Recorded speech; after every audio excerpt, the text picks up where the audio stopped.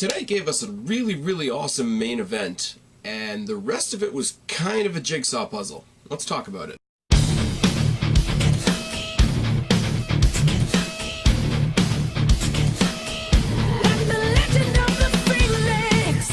What's going on, everybody? It's your buddy, it's your pal Spaz Phoenix, the YWC Reality Check, here with your August 29th NXT review. In lieu of the typical house cleaning, I will say go check out the Q&As, go check out, off the cuff and all that sort of thing, previous playlists, etc. Instead, I want to tell you about Raw and SmackDown this week. Because it was in Toronto, as you guys know, and I was there.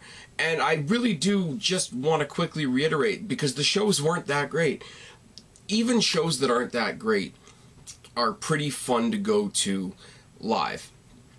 Now, did we get some good stuff in Raw and SmackDown this week? Yes, we got the Owens and Rollins match, with Owens quitting, even though he's booked in a match at the Super Show in Australia. You've got Daniel Bryan versus Andrade Almas, which is pay-per-view worthy. You saw Braun Strowman turn heel because WWE are stupid, and all that. But really, even a shitty show is fun when you're there live. Now, I don't know whether you guys were beaten over the head with advertising like we were in the arena, but if you weren't aware, there's a match happening in Australia between Triple H and The Undertaker, and at least for us that were there live, literally every commercial break, they really drove that home, to the point where I was constantly turning to the people next to me and saying, hey guys, they're gonna make you care about this. But there was an upside. There was a definite upside. The upside being with Big Four pay-per-views like WrestleMania, Survivor Series, Royal Rumble, and obviously SummerSlam. Typically, within those pay-per-views, they throw a little promo in for where it's going to be next year. We didn't get that at SummerSlam, because SummerSlam took place in Brooklyn, and then Raw took place in Brooklyn, and then SmackDown took place in Brooklyn. They waited a week until they were in my backyard to let us know that my backyard is getting TakeOver, SummerSlam, Raw, SmackDown, Access, the whole fucking shebang. So first of all, fuck you to Sasha Banks, who tried to throw a red herring out there and say that it was going back to LA. Nice try, no. Good luck with your five-head.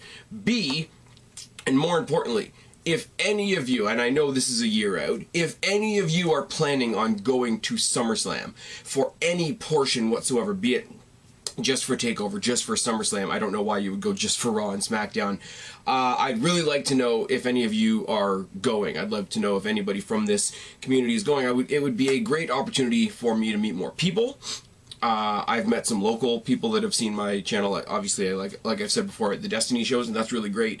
Let's be real. Bigger pay-per-views bring a bigger crowd, bring a bigger international crowd, etc. So I'd really be curious as to if any of you guys are planning on going to SummerSlam next year. I'm obviously going. I'm obviously good at getting the package. I'm going to all 4 shows. Don't know if I'm going to Access, but it is what it is. But that was the highlight of my weekend. So for a day that I had off of work, where I got to go to a stag party, I got to go to a baseball game, I got to go to 2 wrestling shows, what I'm thinking about right now is 4 shows that I'm going to next year. So that's not a bad week if you're Spaz Phoenix, is it? Now, what we didn't get in this little package of Raw and SmackDown in Toronto was an episode of NXT. So we got NXT tonight, and I said it in the opening, great main event, and the rest of it was kind of jigsaw because there was a bunch of little things. Normally an episode of NXT has a couple of really good matches, maybe 1 or 2 backstage segments, and then a cool main event. This had squash matches and lots of segments and a good main event. Now, we give NXT the credit of not starting off like a typical Raw, typical SmackDown. We started off in the backstage area where William Regal officially announces that he's going to start the investigation into the assault of Aleister Black. I don't like this. I've said it before. You guys know the whole whodunit. Who took out Teddy Long, who took out Austin, who took out this person, that person, the next person. It's really campy and annoying, and it's bullshit. When really NXT caters to the smart crowd. NXT caters to the crowd that knows that Aleister Black is just injured and he's been written off TV. So I don't know why they're doing that. Then we come to the arena with no pomp, no circumstance. We see Johnny Gargano coming out in a crutch to Johnny Wrestling Chants, not even with any music playing, and proceed to basically lose his shit in the ring.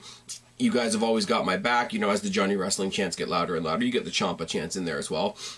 You guys have always had my back, but I don't deserve that right now. I broke my promise to all of you. I've made mistakes along the way, and I've lost when I've said I was going to win. I don't know where to go from here. I lost myself in Brooklyn, and I don't even want to say his name, but I became Tommaso Ciampa. He's interrupted, words are hard, apparently, by William Regal.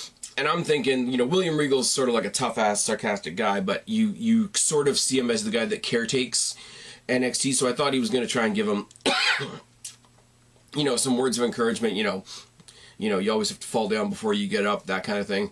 But he says, I'm just out here to ask you if you're the one that attacked Aleister Black. So, fuck the promo that he just cut. I'm just out here to promote the Aleister Black investigation storyline. You know, Aleister Black's going to return soon. He's going to burn the place down. So before he does that, I need to know if you did it, if you're the one that did it, which is funny. Johnny Gargano, we all love Johnny Gargano, but he's one of the smallest guys on the roster. In a backstage brawl, Aleister Black should destroy him, should he not? Then they're interrupted. Again, words are hard. It's tired. It's been a long week. Velveteen Dream comes out and says he's sick of the woe is Johnny story, which is kind of a true thing. Actually, side note, Johnny Gargano is a great babyface, and you know, the underdog, the whole like life keeps shitting on him and whatever. But there's only so many times that he can pull out these promos where I let you all down. I don't know where I go from here. He does it well, but it's a well that they've gone to more than once with him. And it's a well they went to more than once when Bayley and Sami Zayn and people like that were in NXT. Ty Dillinger as well, who were all great, who all played great underdogs, and so, suffice it to say, are all treated really shabby on the main roster. But it's something they have to be. I think they have to be really careful about, because when Velveteen Dream comes out and says, you know, we're sick of hearing the woe is Johnny story again, it's gonna become true, isn't it? That's neither here nor there. This isn't about you. It's definitely not about a man that's not even here called Aleister Black. Tonight is about the experience. It's not about you, Johnny Failure. Gargano says, oh, you want to call me a failure? You know, I'm out here on a crutch, but the doctor just gave me this so I didn't have to lean on my knees so much. Let's go. Throws the crutch at him, which immediately dissipates, as I say, all of the sympathy that he gained in that opening promo, which is weird. Gargano gets sent to the back by Regal, Dream gets sent to Regal's office, and Gargano versus Dream is announced for next week. So, I don't really know what we achieved here. Gargano went one way, Dream went another way. Regal popped up to say, I'm a police officer, I'm trying to figure out who attacked Aleister Black. I don't know that this segment really gained us anything. I like Dream, I like Gargano, I like William Regal as the general manager. I don't know what this segment got us in the long run. If you guys disagree with me, if you guys think I'm absolutely insane, if you guys thought this was the best thing ever, please throw it down in the box below. I always encourage you to do so. And then we have NXT literally reaching into my chest and trying to tear my heart in two pieces, because we have Dakota Kai versus Aaliyah. Dakota Kai, who's, you know, aka Bayley done properly, and Aaliyah, who's my hometown girl. And the commentary goes to great lengths to tell you that both of these girls lost their last match, so they better win one, which is not the right way to promote things. It's weird. Collar double tie up and a headlock by Aaliyah. Figure four headlock by Kai and a dropkick shoulder tackle by Aaliyah, who works the back into a camel clutch, which is good. Body shots by Kai, a cornerback elbow by Aaliyah, Thez pressing Aaliyah by some mounted punches, and a body scissor. Now, I will say that she rides out this body scissor, because she's been working on the midsection the whole match. She rides out this body scissor for a long ass time. Cornerback drop by Kai, spin kick and two haluva kicks, a hair takedown by Aaliyah, but that roll through code breaker thing, somebody told me a couple weeks ago what the name of it was. I don't remember. I think it was something really corny like the Dakota Chiropractor. Makes sense, but at the same time, if that's what it is, it's really corny. Dakota Kai gets the win, which makes me happy, because I think she's going on to be part of the NXT UK women's division, which is fine. Regal, in the back, is doing his investigation. Yay. And he brings in the Forgotten Sons. Now, if you don't read the dirt sheets and you don't read the spoilers, etc., you're saying, who are the Forgotten Sons? The Forgotten Sons are Wesley Blake, remember him, Gunner from TNA, remember him, and some other guy who we only saw from the back, so I don't know who he was. Now, on house shows, these three and Lacey Evans have been a heel faction sort of running amok, and I think they were fucking with Sanity before Sanity moved up, but they have not been shown on TV once. They have not had any promos done for them, they have not had any vignettes done on them, they have not had any, you know, coming soon. So their debut on NXT television was being asked if they beat the hell out of Aleister Black. Again, it doesn't make sense, you know. William Regal goes on to say, like, where were you at the time? You know, they say, look at the audio-visual footage. We were heading towards your office to ask you why we haven't had our shot yet, which completely underscores the point I just made. Regal diverts from the investigation and sort of says, well, you guys are going to get the experience you want next week because you're going to be here in a tag match. Yay? Most underwhelming way to announce a debut ever because they're trying to work it into this investigation thing. Backstage, we see that Sullivan has taken out EC3, which is good. And then we go back to Regal's office. He's trying to interrogate Nikki Cross. And God bless him for trying, because she's going crazy. She's hearing voices in her head to the point where she feels like she needs to answer the phone. She's rolling around, going absolutely batshit crazy on his desk, and being, you know, the Nikki Crossness of it all. Unfortunately, it's interrupted by Bianca Belair, who just whines about not getting opportunity and cries about not getting exposure and has a t-shirt that says, no, you're not allowed to touch my hair. She basically makes some, like, really lazy, disparaging comments towards Nikki Cross, and we move on. I'm assuming that this is going to lead to a match in the next week or so, which I'm assuming Bianca Belair is going to win for really, really unfortunate reasons that I don't think I need to explain, do I? Anyways, Raul Mendoza heads to the ring because he was supposed to face EC3. Lars Sullivan comes out instead. He says EC3 should have kept his name out of his mouth, and then proceeds to kick the living shit out of Raul Mendoza, telling us all that this is Sullivan territory. So I guess that's his way of saying it's his yard now. We get a promo for the NXT UK brand coming soon. It still doesn't have a definitive date, but I have heard a couple things, not giving any spoilers, but if the things that I have read about what they've done with their women's division and their women's championships so far are true, then they're getting a big middle finger from me from Jump Street. We have Keith Lee versus Luke Menzies, who's a rugby player from the UK, so I'm guessing he's going to be from the UK brand eventually. It's really obvious that this is just an exhibition match for Keith Lee to show what he can do. But at the same time, Nigel McGuinness really trying to play up his fellow countrymen, etc. Back elbow by Menzies, and the first move we get out of Keith Lee, I think the dude's like 300-something pounds, somebody correct me if I'm wrong. His first move in the match is a fucking head scissors, so that's a thing that happens. Series of strikes by Menzies and body shots by Lee. Forearm shots by Menzies, and Lee hits the pounce, which I like. Anybody that watched the Alpha Male Monty Brown in TNA, he did the pounce and it was really, really good. Avalanche and some double chops by Lee, and then Lee hits a pop-up sit-out powerbomb to get the win. It's kind of terrifying to see somebody that size do a Hurricane Rana or a head scissor or whatever you want to call it, but at the same time, he's impressive, but I don't care yet. You guys have been on this train with me before. You know, Adam Cole's got a huge following. Let me see what he can do. Okay, he won me over. Andrade Cien Almas went through a lot of different stages. You know, remember that little stage he did where he was the wrestler that didn't care about wrestling? And then afterwards, you know, they put him with Zelina Vega, and then he won me over. Keith Lee, obviously he's got all the ability in the fucking world, so props to him for that. I don't care yet. Leaving that door open. But yeah, just when the other thing is too, he needs to have matches against, this is what I don't understand about debuting new people. The jobber matches have no sense of impress to me because, yeah, this is the new guy that you're trying to put over, and this is some guy that we've never heard of before. Gee, I wonder who's going to win. We get a video package on Danny Burch and Oney Lorcan, who are going to be back in 2 weeks, which is good. I know that will be specifically exciting for my buddy OKFabe, who's down in the Massachusetts area. Big fan of Oni Lorcan. Shout out to OKFabe. Go check out his shit if you haven't.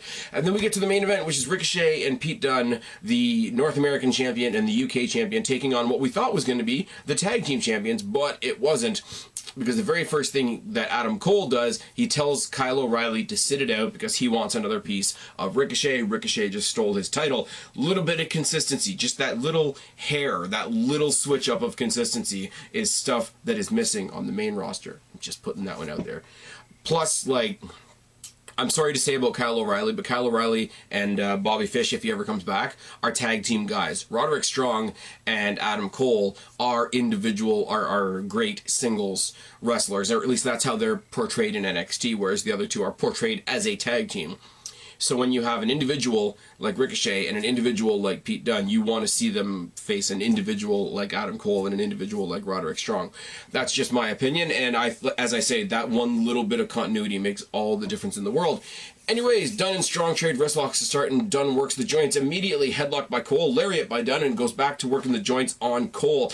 Tag to Ricochet. Ricochet talks a lot of crap to Adam Cole. Ricochet and Strong then trade some shots because Cole bails. After all his big talk about wanting to get his hands on Ricochet, he bails immediately. Dropkick by Ricochet. Ricochet eats the turnbuckle. Double team by Strong and Cole in the corner. Neckbreaker by Ricochet, rolling lariat, and a boot. Backbreaker by Strong, mudhole stomp and some chops. Trip by Strong, who nails him with some vicious shots to the back and then drags him to the Cole for another mudhole stomp. Neckbreaker by Cole, gutbuster by Strong, knee drop, knees by Cole, boot by Strong, boot by Cole, cobra clutch by Strong, and there's something a little more devious about the way Roderick Strong locks in the cobra clutch. I can't put my finger on it, so don't shoot me, but it is different. It's I don't know, it's more Cobra-esque. That's a really lame way to describe something.